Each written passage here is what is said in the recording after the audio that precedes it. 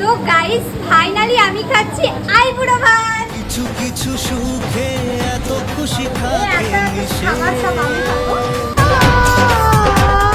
ধরা দেয় অচেনা কাছে এসে ভালো। কি গো সত্যি ভাবলে নাকি? তো চলো ব্যাপারটা তোমাদেরকে শুরুর থেকে বলি। সকাল সকাল রেডি সেডি হয়ে বেরোন গেছিলাম টোটোতে করে রানীগঞ্জ যাওয়ার জন্য। টোটোতে করে পুরোটাই রানীগঞ্জ যাই না, চিচুড়িয়া মোড় পর্যন্ত গেছিলাম টোটোতে করে। তারপর বাসে চেপে চলে গেছিলাম রানীগঞ্জ। বাসে করে রানীগঞ্জ যাওয়ার পর বাস থেকে নামার পরে আমার বান্ধবী কিনতে শুরু করে দিনছিল চশমা, আর ওর ওই ঢং করা দেখে আমার এত হাসি লাগছিল কি আর বলবো। তারপর ওইখান থেকে চলে আসছিলাম আমরা একটা মিষ্টির দোকানে মিষ্টি কেনার জন্য। আর জামা কাপড় পছন্দ করার মতন আমরা কিন্তু ওখানে মিষ্টিও পছন্দ করছিলাম। আর মিষ্টি কেনা হয়ে যাওয়ার পর আমরা চলে এসেছিলাম আরেকটা দোকানে, যেখান থেকে আমরা লেজ, কুরকুরে, চকলেট কিনেছিলাম। আর ওইখান থেকে দুটো আইসক্রিম কিনেছিলাম। তারপর ওই দুটো আইসক্রিম নিয়েও আবার আমার বান্ধবী কাড়াকুড়ি করছিল।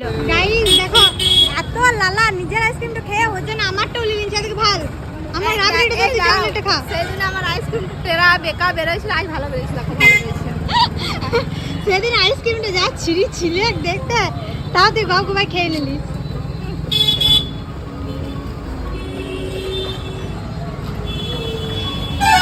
তারপর আইসক্রিম খাওয়া কমপ্লিট হয়ে যাওয়ার পর আমরা একটা দোকান থেকে ফুল কিনে নিয়েছিলাম। আইবুড়ো ভাতের যে থালাগুলোর পাশে ফুল দিয়ে সাজায় না, ওই সাজানোর জন্য আর কি। ফুল কেনার পর থেকে আমাদের নাকের জলে চোখের জলে অবস্থা হয়ে গেছিল। রানীগঞ্জে মানে একটা রেস্টুরেন্টেও আইবুড়ো ভাত খাওয়ানো যে ছিল না, আগের দিনে অর্ডার করতে হতো। এই রেস্টুরেন্ট লয় ওই রেস্টুরেন্ট লয়, কতগুলো রেস্টুরেন্ট ঘুরে ফাইনালি আমরা একটা রেস্টুরেন্ট খুঁজে পেয়েছিলাম যেখানে আইবুড়ো ভাত খাওয়ানো হচ্ছিল।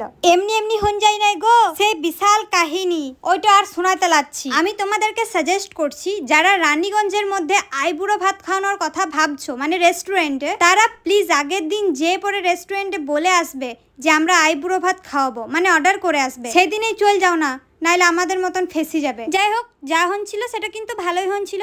ওই কথাতেই আছে না, হাজারটা খারাপের পর একটি ভালো হয়, সেটাই হচ্ছিল আমাদের সাথে। আর তারপর আমার আবার কপাল দেখো, নিজে আইবুড়ো ভাত খাবো আবার নিজেই সাজাচ্ছি। তোমরা কোনোদিন এরকম করেছো? আরে আরে, এই মেয়েটা আবার শাড়ি পরে ভেতরে কেনে আসছে।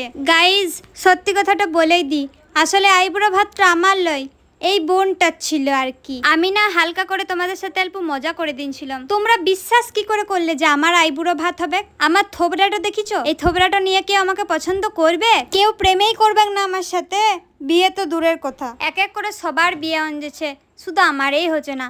আমার মনে হয় আর হবে কেউ না। ঘরে আর 15-20 বার বলবো, দিলে ভালো, আর না দিলে বাবা আমার এত বিয়ে করার শখ নাই। যাই হোক, এই বোনটাকে আমরা 3 জন মিলে সেদিন আইবুড়ো ভাত খাওয়াচ্ছিল। এই বোনটারই বিয়ে। বোন বলতে এটা হচ্ছে আমাদের পাড়ার একটা কাকুর মেয়ে। তো তোমরা সবাই মিলে ওকে আশীর্বাদ করো, ওর বিবাহিত জীবন যেন সুখের হয়। এই বোনটাও কিন্তু আমার মতন পুচকি। ফটোগুলো পোস্ট করার পর দেখলাম অনেকেই কমেন্ট করছে এত ছোটতেই বিয়ে করে নিচ্ছে। আসলে ওকে দেখতেই পুচকি, ওর কিন্তু বিয়ের বয়স হয়ে গেছে, বুঝলে? ওর জন্য তো আমরা পুরো আইবুড়ো ভাতের থালি অর্ডার করেছিলাম, আর আমাদের খাওয়ার জন্য আমরা অন্য খাবার অর্ডার করেছিলাম। আর এইদিকে আমার বান্ধবী আবার বলছে একটা থালাতেই খা না, সেই স্কুলের মতন। স্কুলে জানো তো আমরা সবাই মিলে একটা থালাতে খেতাম, খুব মজা লাগতো। একটা থালাতে বলতে একটা টিফিনে। তো বলছে সেই দিনগুলো খুব মিস করছি, চল একটা থালাতেই খাই। তা বললাম ঠিক আছে, সেজন্য আমি একটা থালাতেই ওর আর আমার খাবার নিয়েছিলাম। যাই হোক, খাবার দিতে দিতে চলো কিছু ভালোবাসার মানুষদের মিষ্টি মিষ্টি কমেন্ট গুলো পড়েলি। শ্রেয়া বাদ্যকর কমেন্ট করেছে খুব সুন্দর হয়েছে, ধন্যবাদ। সোনু সোনু কমেন্ট করেছে আমি পারভেলিয়া থেকে সব ভিডিও দেখি দিদি ভাই তোমার, আমার খুব ভালো লাগে তোমার ভিডিও, আর তোমাকেও অনেক মিষ্টি দিদি ভাই। আমার নাম সুহানি, ধন্যবাদ। মানিক বাউরি কমেন্ট করেছে আমি পুরো ভিডিওটা দেখলাম আদ্রা থেকে, ধন্যবাদ। তোমাদের সবাইকে অনেক অনেক ধন্যবাদ আমার ভিডিওতে এত সুন্দর সুন্দর কমেন্ট করার জন্য। যাই হোক, তারপর তো এদিকে আমরা দুজন দুজনকে খাবার খাওয়াতে শুরু করে দিনছিল সেই স্কুলের মতো, আর এতটা মজা লাগছিল কি আর বলবো তোমাদেরকে। জানো তো স্কুলে আমরা খুব মজা করতাম সবাই মিলে। কেউ যদি স্কুলে কোনো ভালো টিফিন নিয়ে যেত, তাহলে ওর টিফিনটা সবাই মিলে কাড়াকুড়ি করে খেয়ে নিতাম। ওটার যে কি মজা ছিল, যারা ওরকম করে খেনছে তারা একমাত্র বুঝবে। তারপর আস্তে আস্তে বড় হতে শুরু করলাম, আর স্কুল জীবন শেষ হয়ে কলেজ জীবনে পা রাখলাম, আর সব মজা হই হুল্লোড় শেষ হয়ে গেল। এখন মজা হয়, তবে সেরকম মজা হয় না। স্কুলে সেই সব বান্ধবীদের কোথায় বিয়ে হয়ে গেছে, হয়তো তাদের সাথে সেরকম ভাবে কোনো আর কন্ট্যাক্ট নাই। খুব মিস করি সবাইকে, সবাই সবার মতন ব্যস্ত হয়ে গেছে। যাই হোক, আমাদের ওই খাবারগুলো খেয়েও কিন্তু পেট ভরে নেই। আমরা এক্সট্রা করে আবার চিকেন ললিপপ অর্ডার করেছি। আমাদের পেট না পুকুর তোমরা ধরতেই পারবে না। খাবার তো আমরা গেদে অর্ডার দিনছিলাম, তখন আমাদের একটুকুও গায়ে লাগে নাই। গায়ে কখন লেগেছিল জানো? যখন এত এত খাবার খাওয়ার পর ওই বিলটা দিছিল, বিশ্বাস করো বুকটা আমার একদম ফেটে গেছিল। আমরা 4 জনা মিলে এত টাকা বিল করে দেবো আমি কোনোদিন ভাবতেই পারিনি। শেষে এই খাবার খাওয়ার জন্য জমি জায়গা বাড়ি ঘর সব বিক্রি করে দিতে হবে, বিশ্বাস করো।